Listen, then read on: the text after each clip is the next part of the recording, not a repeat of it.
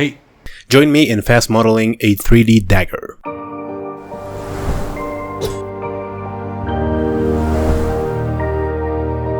As you can see, we're going to be doing it in Maya, and the first step is to get a cylinder, get it down to 12 sides, and delete the top faces, the top and bottom faces.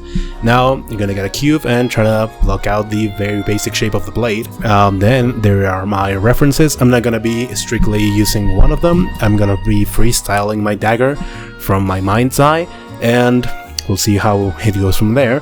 But as you can see, I have very different designs of blades so that I can get elements from many of them. And here we go. I extruded the first layer of the handguard. Now I'm getting the proportion of the blade right, making it thinner from the end. Now this is very important. I added a loop in the middle so that I can scale it outward and get the edge to get that look of the edge of the blade itself. As you can see there, I fumbled a bit with the camera to make my life easier when interacting with the tip of the blade. That's a very small thing, but then I decided, yeah, fuck it, I'm gonna make it huge so that I don't have to struggle with that. And here we go. Now the blade itself is huge. I am adjusting the proportions, the width of the blade, the edges to make it, flow nicely. Now I'm extruding some of the sides of the handguard to make it a proper cross guard or something like that, from something you would see in a sword. There I'm gonna be making it a cylinder, and as you are gonna be able to see just in a few seconds, the idea is to have like thorns or horns coming out of the cross guard to make it look like prickly and evil, and that's the general vibe. Now there I'm gonna be adjusting proportions somewhat. Now I was struggling a bit to figure how I wanted the handguard, the cross guard, to interact with the blade. So there, as you could saw, I saved it, and I'm back to giving it shape. I'm gonna be giving it a little bit of width in the middle to make it the horns itself more cylindrical.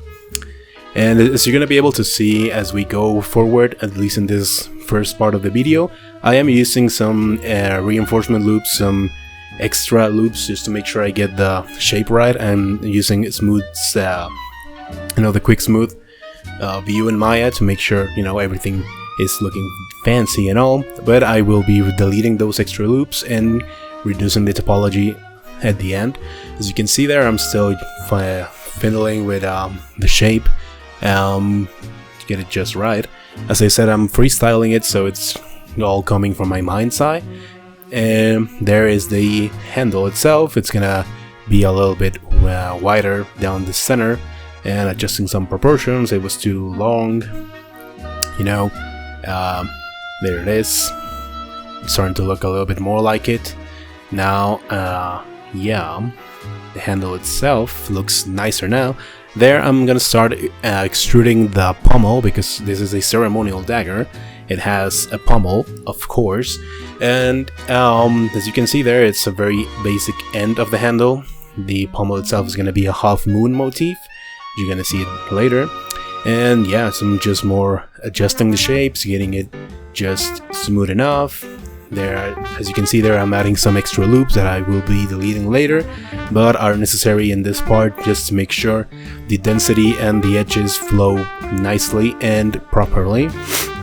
Then, as you can see, I am solving how I wanted the handguard to interact with the blade. I'm extruding it downwards to make it like the guard is hugging the blade, like it goes down with it. It protects the insertion of the blade into the handle. So yeah, very fancy indeed. Now, the blade starting to look a little nicer, huh?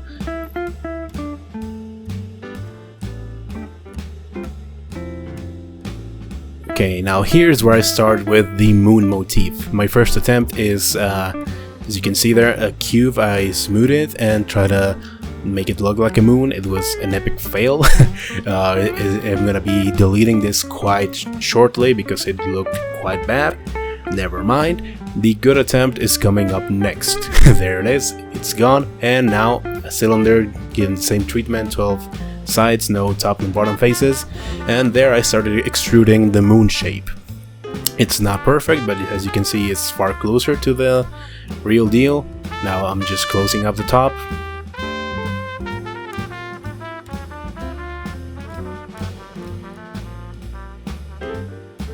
and adjusting some of the proportions to make it look natural and better. But as you can still see, it's not quite right. So I'm gonna be using a reference plane. Just see, now right there I'm looking for it on the internet, and there it is in Maya. So now I'm gonna be yoink adjusting the loops. Just using the base shape as reference. There's nothing wrong with that, and as you are gonna be able to see very shortly, it looks 1,000 times better, huh? So yeah, there's no shaming in using some reference images like that.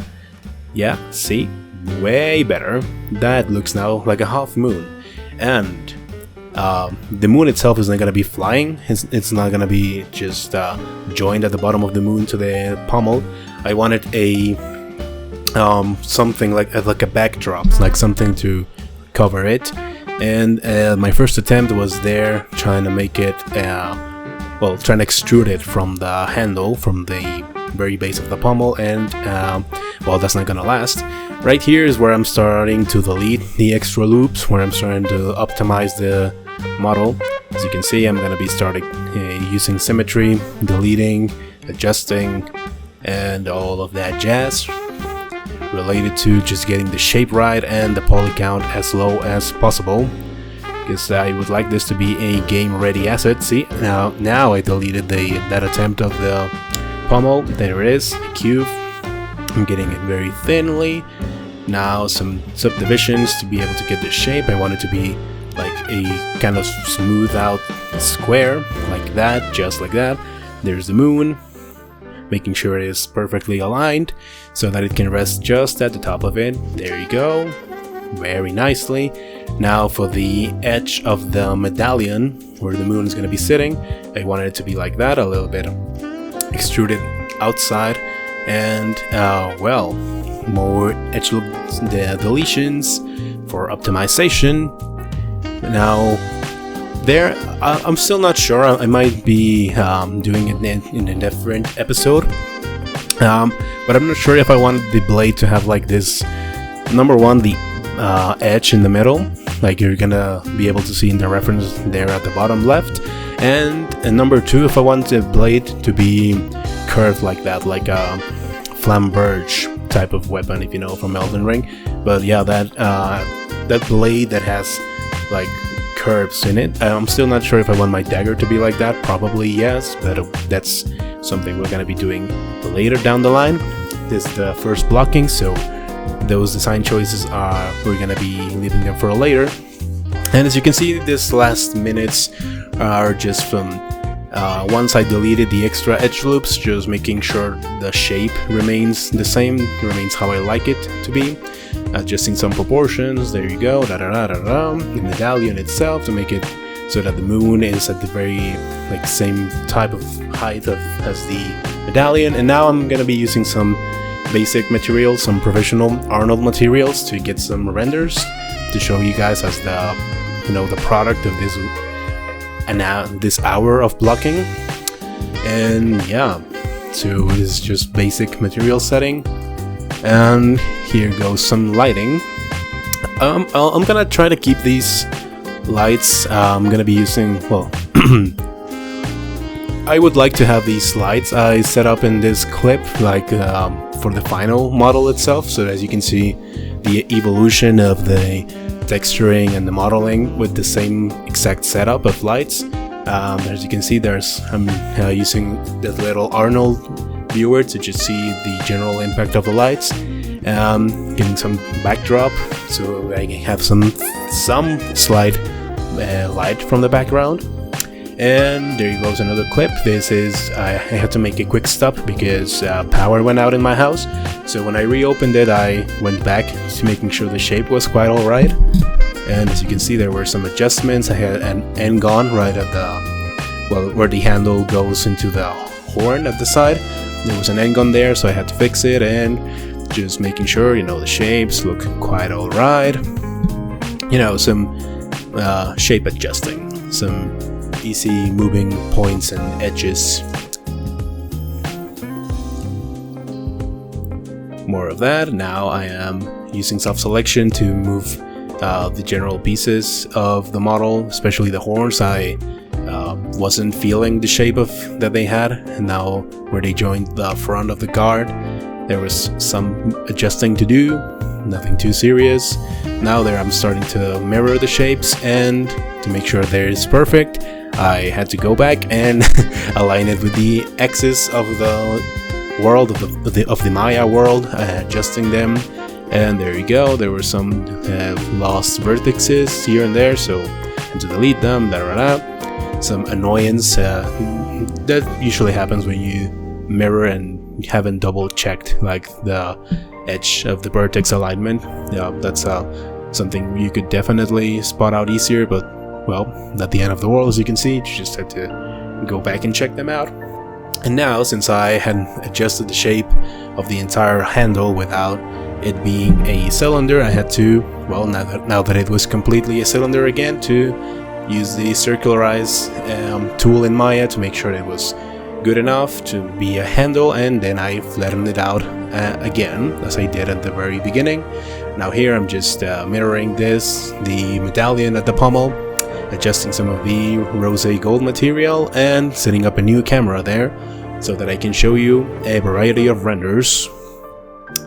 There you go, some 4K, and there they go. I'm gonna be keeping this at the background for while I render, so that I can tell you guys that this is probably episode 1 of this series of where I'm gonna be showing my process, my workflow for making a game-ready asset. This is gonna be a freestyle dagger, not necessarily following concept art or you know, having something very premeditated. I'm gonna be freestyling it, both in the sculpting or the next phase of modeling and the texturing and all of that.